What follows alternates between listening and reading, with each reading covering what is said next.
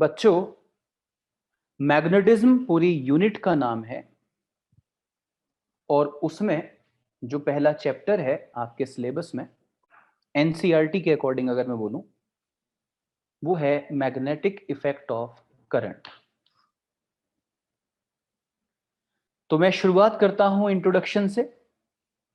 बच्चों, magnetic field अगर किसी जगह पर है तो वो दो वजह से हो सकता है। Magnetic field may be present anywhere because of two reasons. First, presence of a magnet.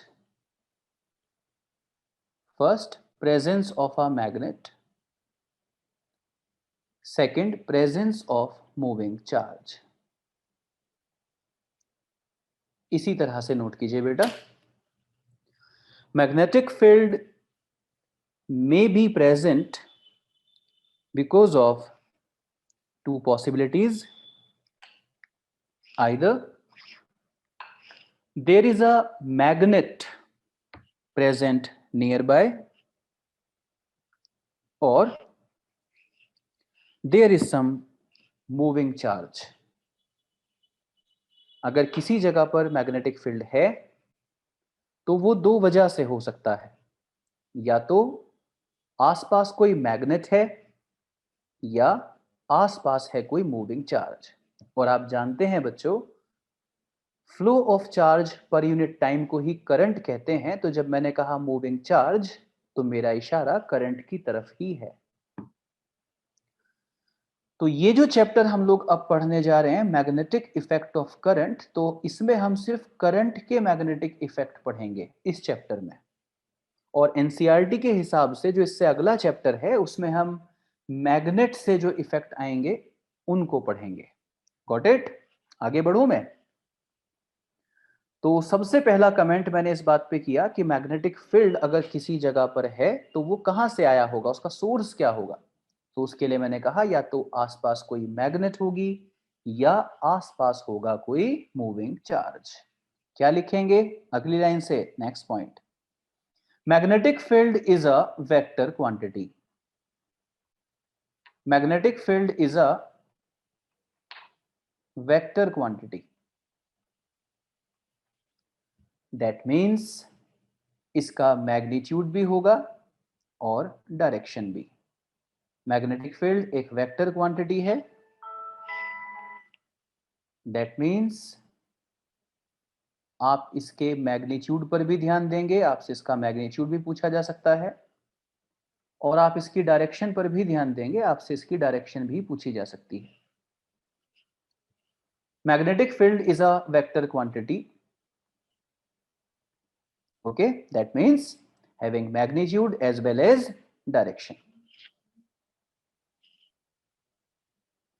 बच्चों, मैग्नीट्यूड के नीचे मैग्नेटिक फील्ड का मैग्नीट्यूड कैसे पता चलेगा?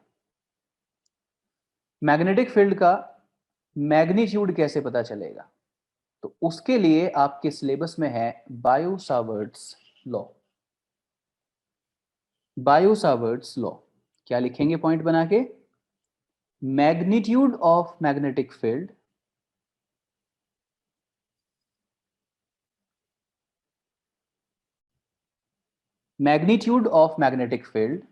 is given by Biot-Savart's law.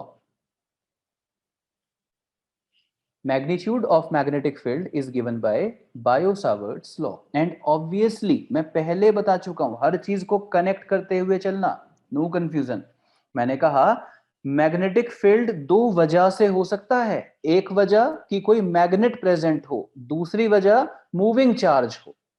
इसके बाद मैंने कहा कि आज का हमारा हेडिंग है मैग्नेटिक इफेक्ट ऑफ करंट। तो अब मैं जो भी बातें करूंगा जब तक ये चैप्टर चलेगा उसमें मैं उस मैग्नेटिक फील्ड की बात कर रहा हूं जो मैग्नेटिक फील्ड मूविंग चार्ज से आया है, करंट से आया है। इसका मतलब इसके बाद अब मैं जो भी बातें कर रहा हूं वो मैं किसी मूविंग चार्ज से आने वाले मैग्नेटिक फील्ड के बारे में कर रहा हूं। तो जब मैंने ये कहा कि मैग्नेटिक फील्ड के मैग्नीट्यूड और डायरेक्शन दोनों की बात करेंगे और मैग्नेटिक फील्ड का मैग्नीट्यूड बायो सावर्ट्स लॉ से आएगा, तो इसका यह मतलब हुआ कि जो मैग्नेटिक फील्ड किसी मूविंग चार्ज से आता है, जो मैग्नेटिक फील्ड किसी करंट कैरिंग वायर से आता है, उसका मैग्नीट्यूड बायो सावर्ट्स लॉ बताता है। इसका यह मतलब नहीं हुआ कि किसी मैग्नेट से आने वाला मैग्नेटिक फील्ड भी बायो सावर्ट्स लॉ बता देगा। जल्दी से हाथ उठा के मुझे एग्रीमेंट चाहिए, बात समझ में आई कि नहीं? तो मैग्नेटिक फील्ड का मैग्नीट्यूड और डायरेक्शन दोनों की बात हम करेंगे, लेकिन मैग्नेटिक फील्ड का मैग्नीट्यूड बायो सावर्ट्स लॉ बताएगा, लेकिन सिर्फ उन केसेस में जब मैग्नेटिक फील्ड किसी मूविंग चार्ज या करंट से आ रहा है तब। और बच्चों डायरेक्शन, डायरेक्शन इसके लिए लिख दीजिए Fleming's right hand rule. Direction के नीचे क्या लिखेंगे? Fleming's right hand rule. तो हमें इस चैप्टर में दो बातों पे ध्यान देना है, एक बायो सावर्ट्स लॉ पे और एक फ्लेमिंग्स राइट हैंड रूल पे। बायो सावर्ट्स लॉ क्या बताएगा? मैग्नेटिक फील्ड का मैग्नीट्यूड। और फ्लेमिंग्स राइट हैंड रूल क्या बताएगा? मैग्नेटिक फील्ड की डायरेक्शन। ये 10th क्लास में भी पढ़ते हैं आप, बिल्कुल ठीक बात लिखी कार्तिक आपने। तो चलिए फिर पहले मैग्नीट्यूड सिखाऊं या डायरेक्शन? तो पहले मैग्नीट्यूड सीखते हैं बच्चों। बायो सावर्ट्स लॉ, सबसे पहले बायो सावर्ट्स लॉ सीखते हैं।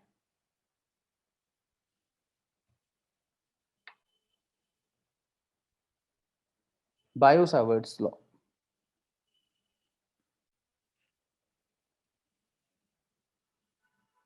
स्टार बना के लिखेंगे। It gives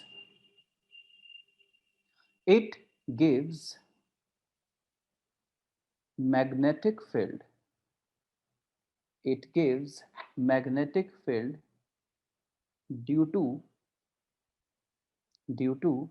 a small element, carrying current।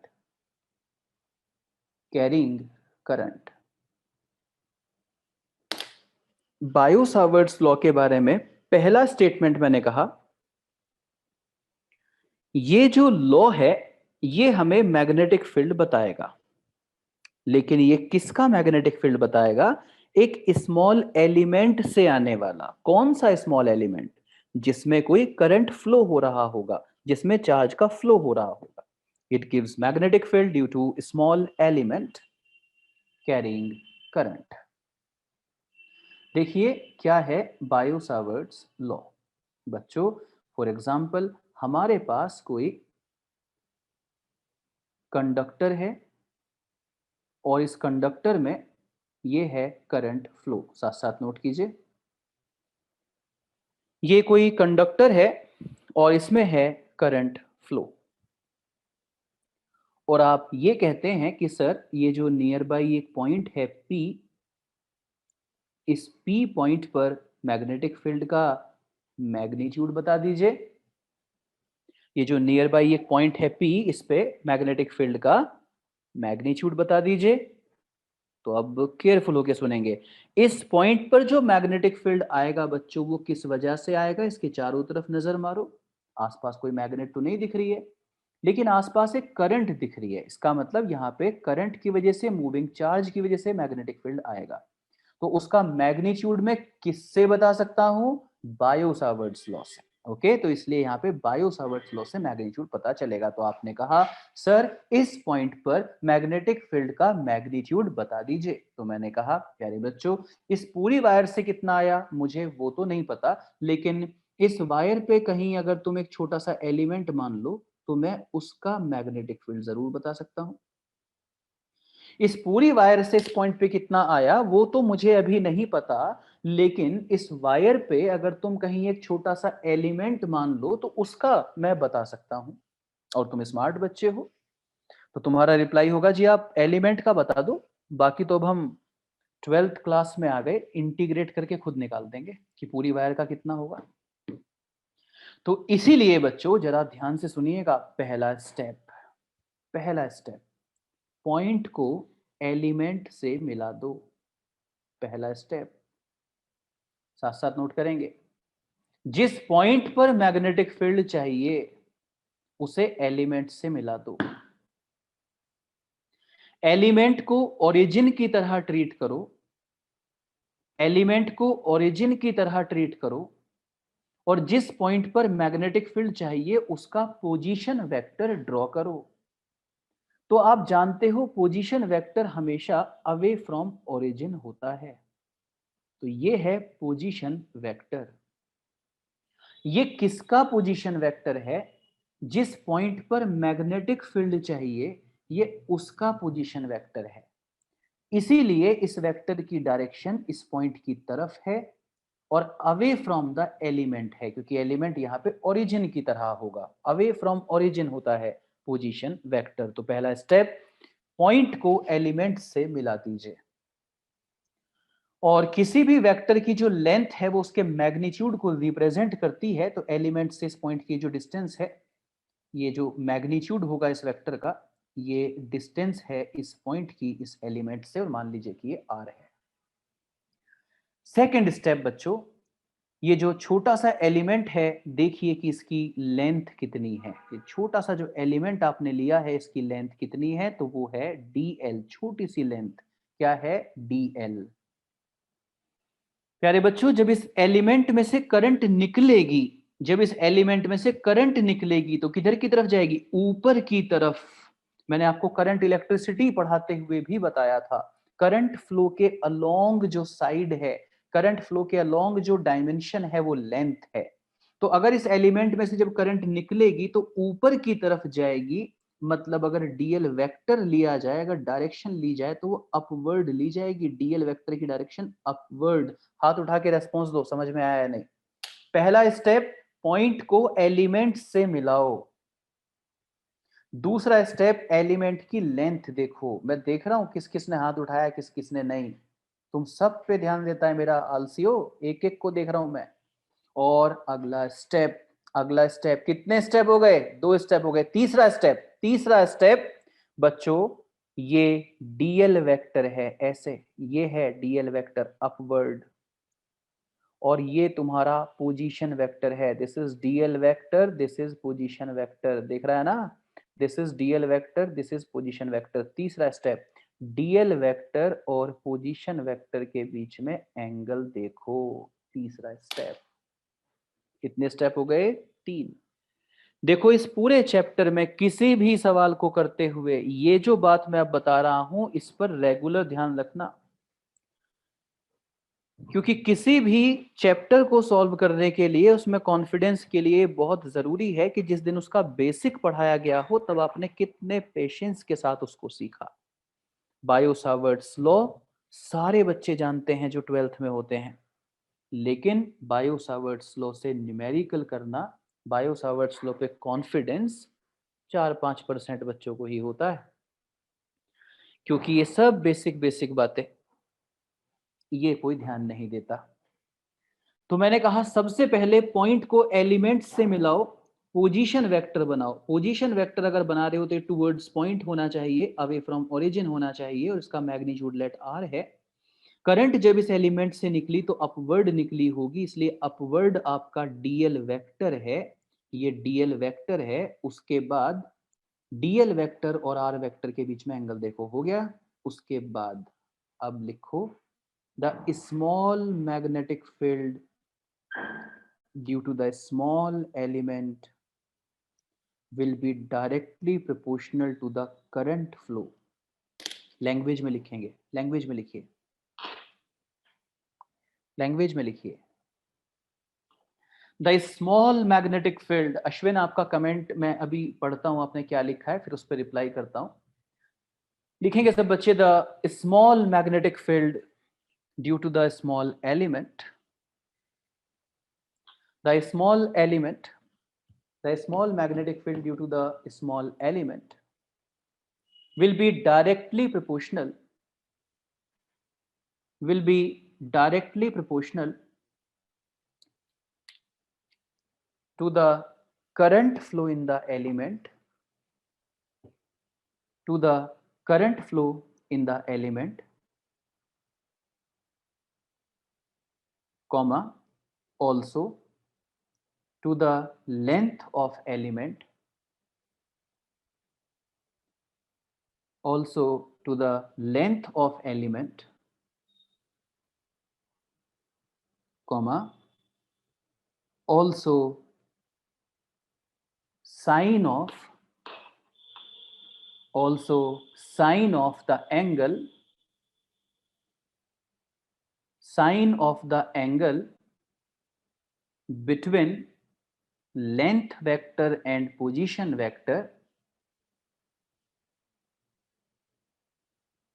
length vector and position vector,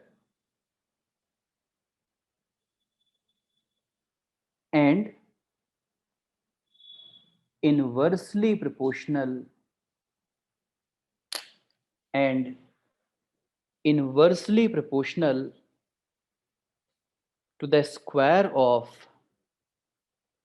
inversely proportional to the square of magnitude of position vector.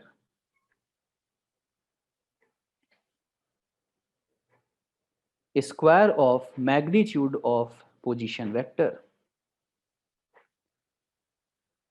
छोटे से एलिमेंट से आने वाला मैग्नेटिक फील्ड किसी नियर बाई पॉइंट पर 4 बातों पर डिपेंड करता है।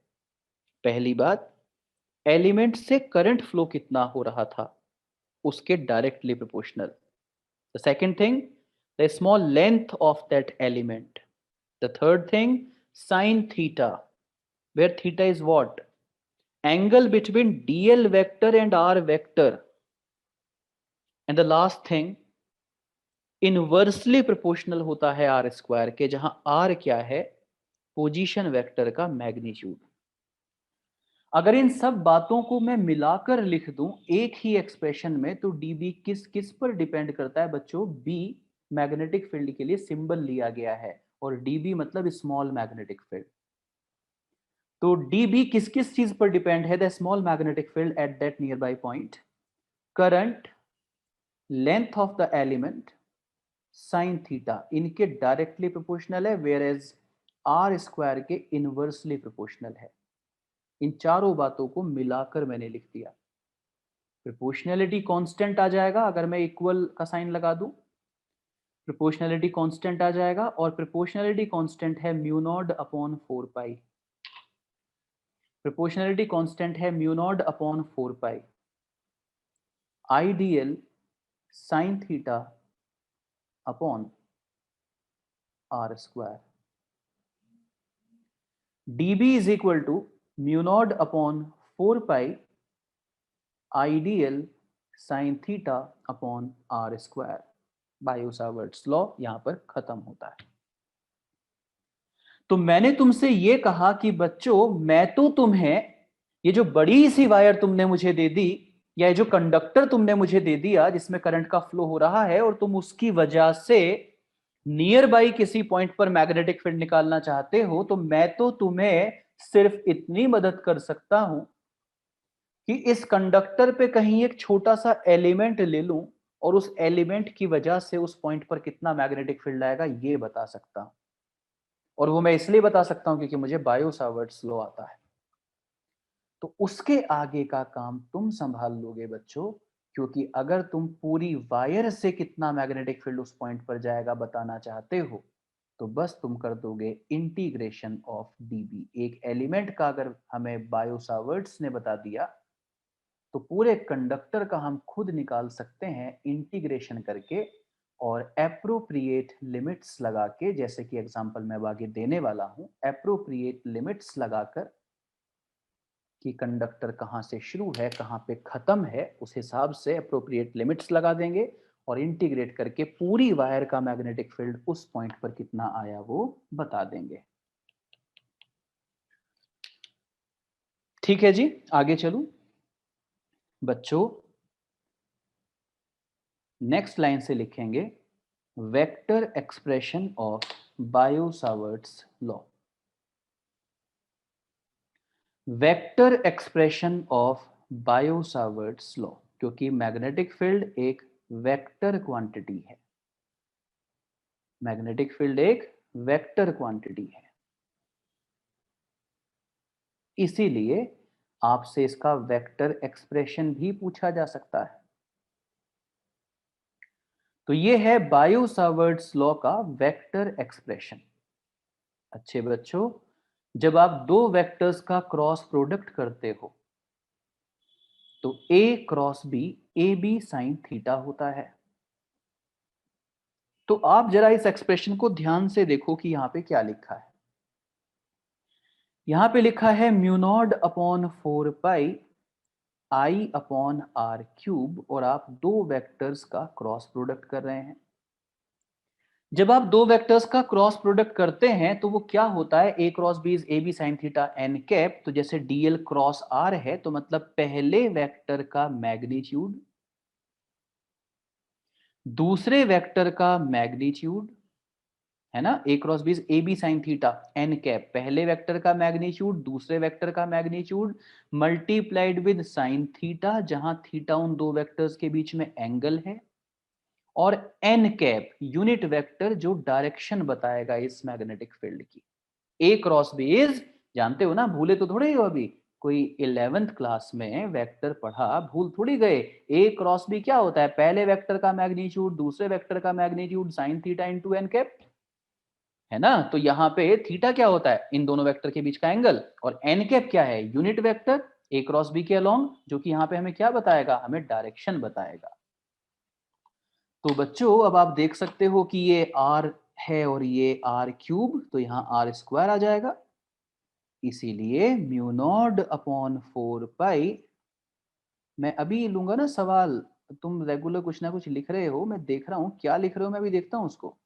Mu naught upon 4 pi ideal sine theta upon are square, उस तुम्हें पढ़ाते हुए मेरा ध्यान स्क्रीन पर होता है, और फिर जब मैं कुछ टॉपिक खत्म करता हूं तो कमेंट बॉक्स की तरफ देखता हूं। तो dB vector is equal to mu naught upon 4 pi ideal sine theta upon are square times of n cap, है ना। तो क्योंकि यहाँ पे वेक्टर लगा हुआ है तो डायरेक्शन तो बतानी पड़ेगी, इसलिए एन कैप। आप जानते हो बच्चों कि किसी वेक्टर में होते हैं छिपे हुए दो मैसेज, एक उसका मैग्नीट्यूड और एक उसकी डायरेक्शन। तो ये क्या है, ये है इस वेक्टर का मैग्नीट्यूड, डीबी वेक्टर का मैग्नीट्यूड, डीबी वेक्टर का मैग्नीट्यूड मतलब ओनली डीबी।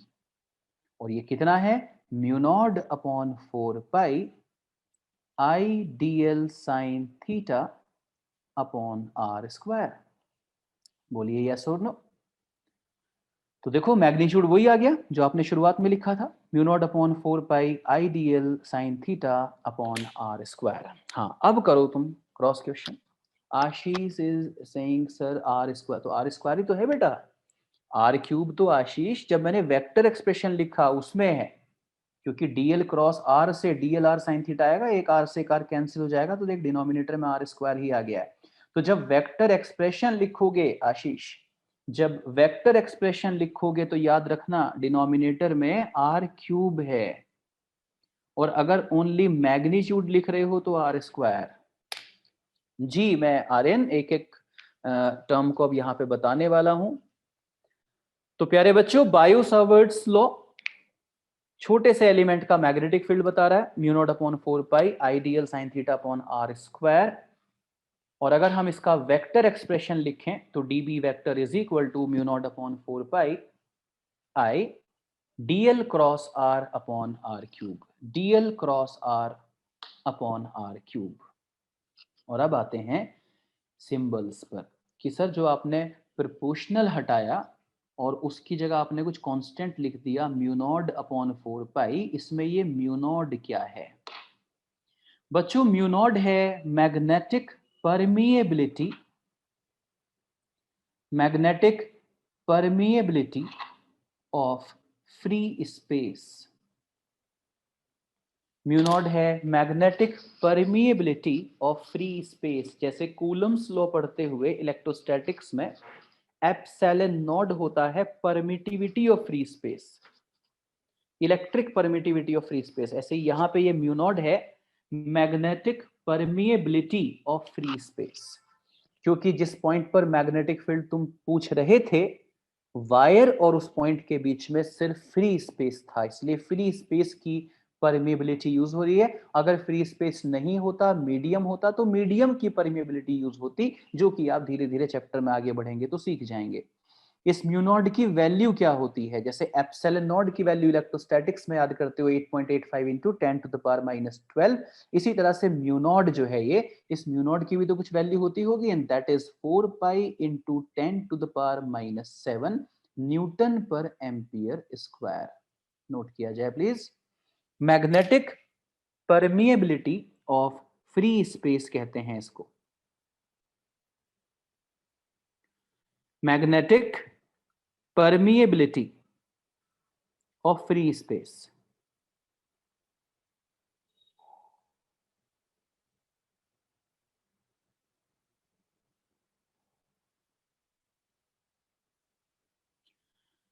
और अगर आपसे कोई पूछ ले कि ये मैग्नेटिक परमिएबिलिटी क्या होता है, तो आप कह देंगे it is the ability of a material और space to permit the passage of magnetic lines of force through it. इसकी डेफिनेशन कोई नहीं पूछेगा आपसे, ओके? तो इसलिए मैंने जल्दी से बोल दी, और आप तो रिकॉर्डिंग देखेंगे इसकी, तो आप लिखना चाहें तो तभी इसको लिख लीजिएगा स्लो मोशन में देख के। 4 पाई इंटू 10⁻⁻7 न्यूटन पर एम्पियर स्क्वायर म्यू नॉट की वैल्यू होती है। इसीलिए 4 पाई को अगर लेफ्ट में शिफ्ट कर दूं तो पूरा म्यू नॉट अपॉन 4 पाई 10⁻⁻7 न्यूटन पर एम्पियर स्क्वायर लिखा जा सकता है।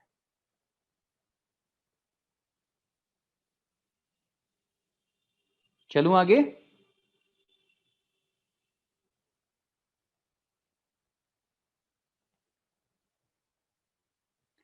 तो इसके अलावा और कोई वैल्यू?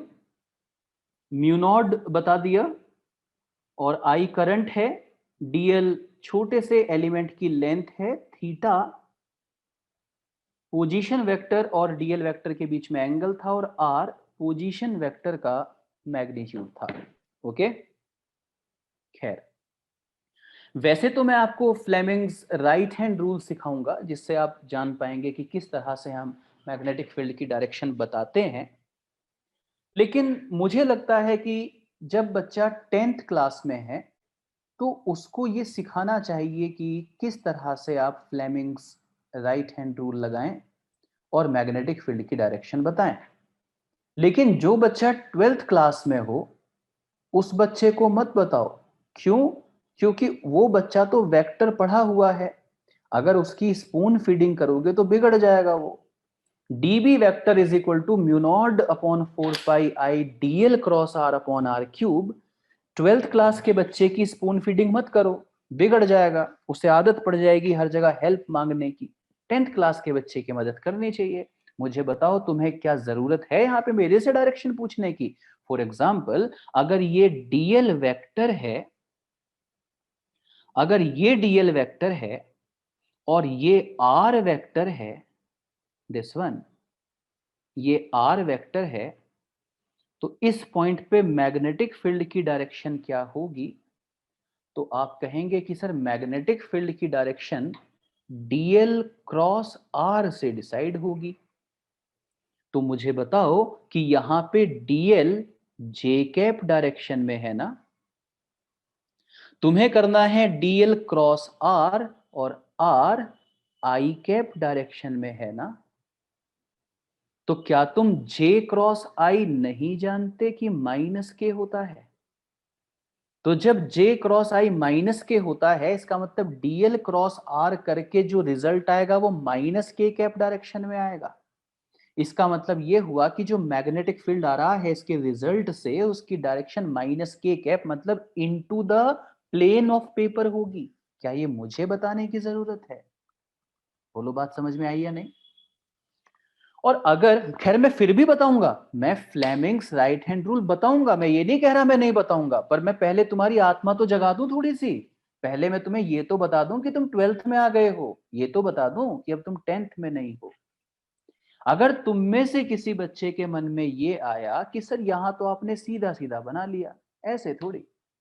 आप एक बात बताओ सर कि अगर कंडक्टर ऐसे होता लेकिन वो आर वेक्टर सीधा सीधा नहीं होता, कंडक्टर तो ऐसे होता सर लेकिन आर वेक्टर ऐसे होता, फिर क्या करें? अगर आर वेक्टर ऐसे होता, ये दिस वन, तो अब हम कैसे डायरेक्शन बता सकते हैं सर? तो प्यारे बच्चों मुझे एक बात बताओ, मैग्नेटिक फील्ड की जो डायरेक्शन है, जो डीबी वेक्टर की डायरेक्शन है, डीबी वेक्टर की जो डायरेक्शन है प्यारे बच्चों, वो dl vector cross r vector की डायरेक्शन से डिसाइड होगी। Dl vector cross r vector की डायरेक्शन से डिसाइड होगी डीबी वेक्टर की डायरेक्शन, मानते हो? तो एक बात बताओ कि ये जो एग्जाम्पल बना हुआ है, क्या इसमें डीएल वेक्टर की डायरेक्शन जे कैप है? मानते हो तुम? डीएल वेक्टर की डायरेक्शन जे कैप है, क्यों? क्योंकि लेंथ वो डायमेंशन है जिसके अलोंग करंट फ्लो हो। तो जब भी तुम एलिमेंट लोगे तो ये जो एलिमेंट होगा, इस एलिमेंट की जो लेंथ है डीएल वेक्टर, वो तुम्हें करंट फ्लो के अलोंग ही लेनी पड़ेगी। तो डीएल वेक्टर ऐसे ही आएगा, तो you will say J cap. और अब सवाल उठता है कि सर आर कैप, मतलब आप आर वेक्टर की डायरेक्शन के लिए क्या कहेंगे? तो देखो, अगर मैं पूरी पूरी बात लिखूं तो डीएल वेक्टर क्या है? आप कहोगे कि डीएल वेक्टर एक वेक्टर क्वांटिटी है जिसका कुछ मैग्नीट्यूड भी है और जिसकी डायरेक्शन जे कैप है। इसी तरह से जो आर वेक्टर है, बोलो क्या आर वेक्टर के दो कंपोनेंट नहीं होंगे, कुछ एक्स पर और कुछ वाई पर? तो क्या मैं आर वेक्टर को एक्स आई प्लस वाई जे नहीं कह सकता? और अगर मैं कह सकता हूं तो फिर आप ये जानते हो कि डीएल क्रॉस आर से मैग्नेटिक फील्ड डिसाइड होगा। और डीएल की जहां तक बात है तो वो है डीएल जे कैप, और आर वेक्टर की बात है तो वो है एक्स आई प्लस वाई जे। तो जब आप इसकी डायरेक्शन देखते हैं बच्चों, तो जे क्रॉस आई माइनस के होता है, जबकि जे क्रॉस जे जीरो होता है, मतलब माइनस के कैप ही होगी डायरेक्शन। जरा हाथ उठा के एग्रीमेंट दे दो। इसका मतलब यह हुआ कि जिन बच्चों को वेक्टर आता है, उन बच्चों को यहां फ्लेमिंग्स पूछने की जरूरत नहीं है मेरे से। वो तो डीएल क्रॉस आर हिंट ही बहुत है उन्हें, उससे खुद डिसाइड कर लेंगे क्या डायरेक्शन होने वाली है मैग्नेटिक फील्ड की, है ना? लेकिन फिर भी चलिए, मैं, हो सकता है वेक्टर किसी को नहीं आता, मे बी उतने ध्यान से नहीं पढ़ा हो 11th क्लास में, मे बी इतनी इंपॉर्टेंस नहीं पता थी कि वेक्टर शायद अब कभी साथ छोड़ेगा ही नहीं। चाहे हम कुछ भी पढ़ें, वेक्टर हमेशा साथ रहेगा। मे भी ना पता हो तो चलिए कोई बात नहीं, हम फ्लेमिंग्स से बता देंगे। ओके, फ्लेमिंग्स से बता देंगे। तो चलिए आगे चलते हैं और हेडिंग डाल दीजिए, application of Biot Savart's law. Fleming's अभी बताऊंगा, फ्लेमिंग्स लॉ क्या है। Applications of Biot Savart's law. Okay Ashish, Ashish ने पूछा है सर ये आई क्रॉस जे और जे क्रॉस के आपने कैसे लिखा, प्लीज वो भी बता दीजिए। आशीष, क्रॉस प्रोडक्ट की पूरी वीडियो सेंड कर दूंगा आपको, ठीक है? वेक्टर का क्रॉस प्रोडक्ट कैसे करते हैं वो पूरी वीडियो देख लीजिएगा बेटा। Application of Biot Savart's law. तो सबसे पहले लिख दीजिए, magnetic field, magnetic field at the centre of a circular coil. आपने हेडिंग डाला application of Biot Savart's law.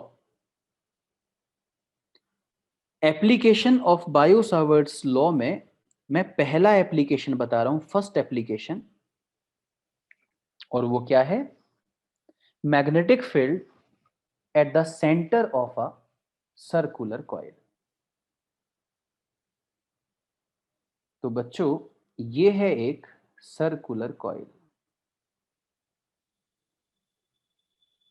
और हमें इस सर्कुलर कॉइल पे,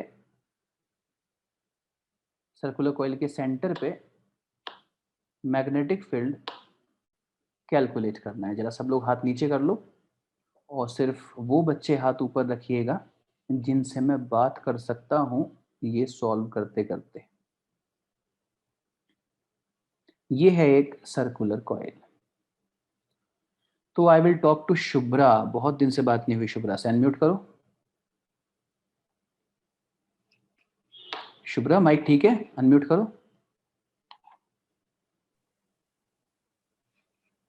हेलो बेटा बोलो, मुझे आवाज नहीं आ रही आपकी। अश्विन आप बोलना।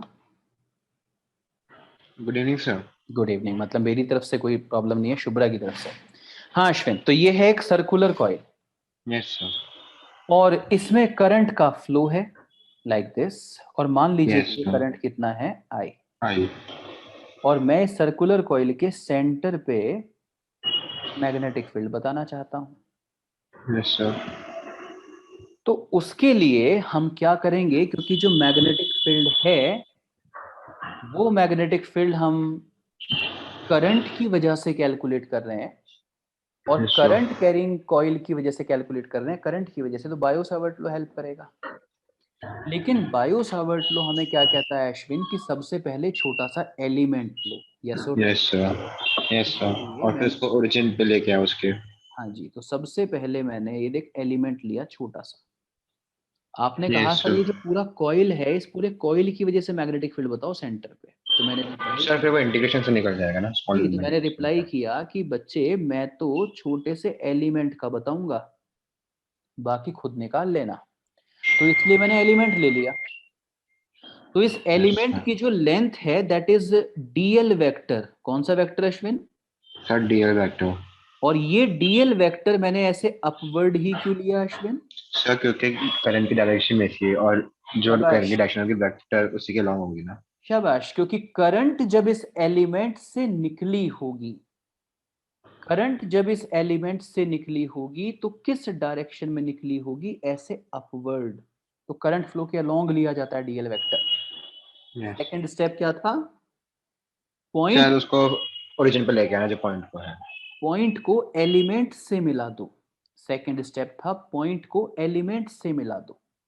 तो ये आपका यस। डीएल वेक्टर है जो कि अपवर्ड है, फिर मैंने पॉइंट को एलिमेंट से मिला दिया।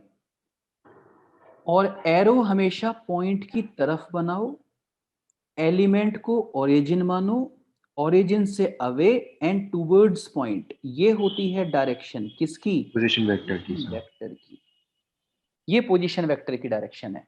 और इस लाइन की जो लेंथ है वो पोजीशन वेक्टर का मैग्नीट्यूड बताएगी, जो कि एक्चुअली इस सर्कल का रेडियस होगा। से यस सर। Yes sir. तो इसका मतलब ये हुआ कि मैंने सबसे पहला स्टेप, मतलब मैंने डीएल वेक्टर लिया। दूसरा स्टेप मैंने पॉइंट को ओरिजिन से, पॉइंट को एलिमेंट से मिलाया, एलिमेंट यहाँ पे ओरिजिन की तरह होगा, और हमने आर वेक्टर बनाया। तीसरा स्टेप, डीएल वेक्टर और आर वेक्टर के बीच में एंगल। DL vector, theta. तो डीएल वेक्टर क्या है? डीएल वेक्टर अपवर्ड है ना? ये है यस डीएल, सर। ऐसे अपवर्ड अलोंग अपर दैट डायरेक्शन में। Flow DL vector. और आर वेक्टर ऐसे है टूवर्ड्स द सेंटर। तो यस सर। डीएल वेक्टर और आर वेक्टर के बीच में कितना एंगल है? सर 90। 90 डिग्री। इसीलिए अब मेरे पास डीएल भी दिख रहा है मुझे, आर भी दिख रहा है मुझे, थीटा भी दिख रहा और है थीटा भी मुझे। दिख रहा है। तो अब क्यों ना मैं बायो सावर्ट्स लॉ यहाँ पे अप्लाई कर दूं। यस छोटे से सर। एलिमेंट से आने वाला छोटा सा मैग्नेटिक फील्ड होगा mu naught upon 4 pi I DL sine theta upon position vector के मैग्नीट्यूड का स्क्वायर। से यस और no. Yes sir. Mu naught upon 4 pi ideal sine theta upon are square, जहां थीटा पोजीशन वेक्टर और length vector के बीच का angle होता है जो कि 90 है, और नीचे जो आर स्क्वायर होता है उसमें आर क्या है? पोजीशन वेक्टर का मैग्नीट्यूड, इसलिए आर स्क्वायर। Yes sir. और साइन 90 की वैल्यू आई होप 1 होती है, इसमें कोई ब्रेकिंग न्यूज नहीं होगी। Yes that sir. Means mu naught upon 4 dv, pi into Idl dv, upon r. dv is equal to mu naught upon 4 pi, mu naught upon 4 pi I upon are square dl. Dl. क्योंकि sine 90 हो गया है 1। तो मैंने yes. बता दिया element का magnetic field. पर आपको एंड सर एलिमेंट की वजह से थोड़ी इंटीग्रेट कर चाहिए, लेंगे आपको दोनों वो तो से। सबका चाहिए कि सर सबका बताओ ना। सबका Yes, sure. सबका मतलब ऐसा इंटीग्रेशन होगा element ऐसा। है, हाँ ऐसा एक एलिमेंट थोड़ी है प्यारे बच्चों, ऐसा एक बहुत एलिमेंट सारे एलिमेंट होंगे फिर हाँ कॉइल एक में तो। एलिमेंट ये है, एक एलिमेंट ये है, एक एलिमेंट ये, सभी एलिमेंट इस पॉइंट पे मैग्नेटिक फील्ड भेज रहे होंगे यस और सर। उन सबका जो रिजल्टेंट होगा वो इस पॉइंट पे सेंटर पे नेट मैग्नेटिक फील्ड होगा। मतलब नेट मैग्नेटिक फील्ड जो है वो इंटीग्रेट करके आएगा डीबी को।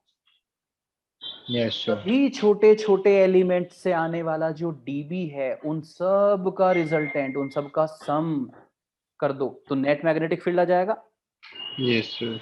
तो B net is integration of DB. Yes Ashish, ये आपको करना है बेटा साथ साथ। तो B net is integration of DB. चलिए वैल्यू पुट कर रहा हूं, तो इंटीग्रेशन ऑफ डीबी की जगह mu naught naught 4 upon pi 4 pi I upon are square DL, this is B net. Sir और कांस्टेंट बाहर आ जाएंगे, अगर म्यू यहाँ नॉट अपॉन 4 पाई तक बाहर आ जाएगा सर। अगर यहाँ पे dt लिखा होता ना अश्विन, सर लिमिट लग जाती तो मैं टाइम की लिमिट लगाता। है। Yes sir. अगर यहाँ पे dq लिखा होता तो चार्ज की लिमिट लगाता। Yes sir. यहाँ पे dl लिखा है बेटा, अगर d थीटा लिखा होता तो एंगल की लिमिट लगाता। यस सर, वो लग जाते हैं लिमिट फिर। हाँ पर यहाँ माइनस तो माइनस dl लगा। लिखा है तो लेंथ की लिमिट लगेगी। और यस अगर सर। लेंथ की लिमिट लगेगी तो मेरे ख्याल से वो तो 0 से 2 पाई आर लगेगी ना।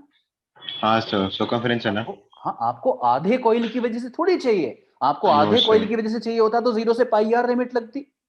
हाँ आप सर, अगर वो क्वेश्चन पूरे में कॉइल पूछता से, अगर हाँ आधे हाँ कॉइल की बता देते तो जी हम लिमिट उसी के लगाते हैं। हाँ, हमें तो इस पूरे कॉइल की चाहिए। अगर आपको यस पूरे सर। कॉइल की चाहिए तो पूरा कॉइल मतलब इसकी लेंथ कितनी होगी, ये पूरी लेंथ 2 होगी पाई आओ। पाई आर, इसलिए 0 से 2 पाई आर लिमिट लगाइए, क्योंकि डीएल हाँ सर। लिखा था तो लेंथ की लिमिट लगाइए। तो b yes sir. Net is equal to, जरा कोएफिशिएंट्स को बाहर निकाल दीजिएगा, mu sir naught mu naught upon 4 pi into I into r square, तो कांस्टेंट है तो बाहर आ जाएंगे, तो इंटीग्रेशन शाबाश। ऑफ डीएल होगा सिर्फ। और तो वो आ जाएगा 2 पाई आर। हाँ जी बिल्कुल सही कह रहे हैं आप। तो इसीलिए जो नेट मैग्नेटिक फील्ड आ रहा है obviously centre of the coil पे mu naught I upon 4 pi are square, जैसा कि अश्विन ने कहा सर dx का इंटीग्रेशन करो तो x आता है, इसलिए आप इंटीग्रेशन ऑफ dl कर दो तो l आएगा, ये कहा अश्विन ने।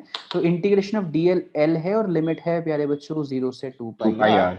और लिमिट कैसे अप्लाई की जाती है, पहले upper limit 2 pi are minus ये हो जाएगा, upper limit minus lower limit. जी l की जगह पहले फिर अपर 2 पाई आर लिमिट हो जाएगा। और फिर L की जगह लोअर लिमिट। इसलिए net magnetic field mu naught I upon 4 pi are square 2 pi are minus 0 is 2 pi r. क्या मैं ठीक कह रहा हूँ हाँ सर। बेटा? ये देखो पाई से pi cancel, I R cancel से से आर आर कैंसिल, कैंसल, तो और फिर न्यू नॉट अपन से ये 4 आर का 2। लेंगे। इसीलिए net magnetic field mu naught I upon 2 r. Okay Ashwin, yes sir. अभी म्यूट नहीं करना, भी एक बात और पूछनी है मुझे आपसे। तो B okay net sir. Mu naught I upon 2 R आ गया। पहले सब बच्चे हाथ उठा के जरा रेस्पॉन्स दे दो, ये समझ में आया है नहीं। और देखो किसी भी तरीके से ये चैप्टर 1 चैप्टर 2 चैप्टर 3 से रिलेटेड नहीं है, तो अगर आपने 1 2 3 चैप्टर नहीं भी करे हैं, आपने सीधा एंट्री मारी है, हेलीकॉप्टर एंट्री हुई है आपकी सीधी चैप्टर नंबर 4 में, तब भी आपको समझ में आएगा, ये तब भी समझ में आएगा, क्योंकि मैं बड़ी बेसिक बेसिक सी बातें कर रहा हूँ।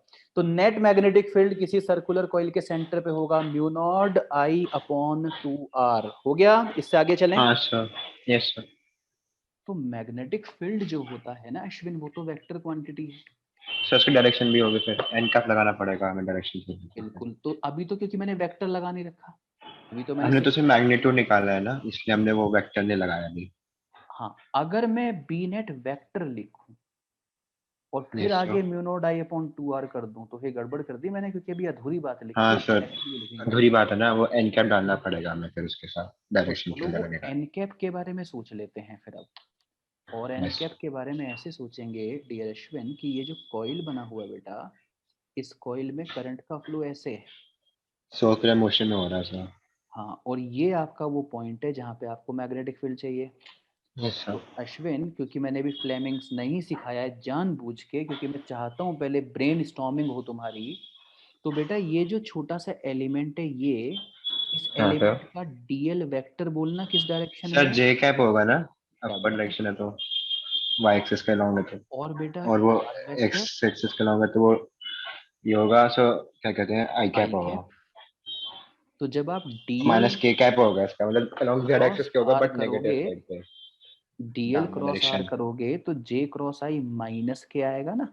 Yes sir. हाँ, जिनको cross minus k product cap. नहीं आता, मैं क्रॉस प्रोडक्ट की वीडियो शेयर करूंगा बच्चों, क्रॉस प्रोडक्ट सीख लेना। और वैसे अगर नहीं भी सीखोगे क्रॉस प्रोडक्ट तो मैं फ्लेमिंग्स रूल बताने वाला हूं जल्दी ही, उससे हो जाएगा काम। अगर वेक्टर नहीं भी सीख रखा कोई बात नहीं, पर प्लीज सीख लेना।